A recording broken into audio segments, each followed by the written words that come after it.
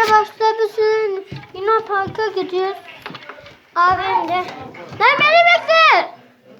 Geldim ki çok. Bakın burada mantar tabancam var. Ver bakayım. Abim bak. Şöyle Merhaba bir çanta arkadaşlar. var. Ben Celal.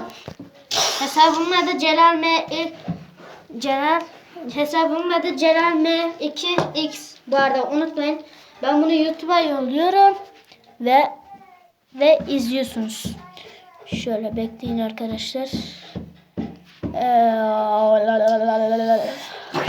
Şöyle bekleyin.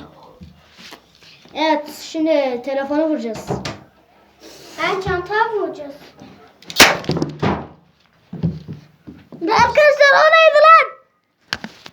Kardeş. Uf, bakın.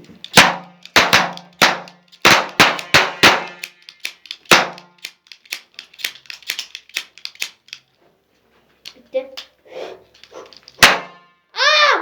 Arkadaşlar. Sıkın mı?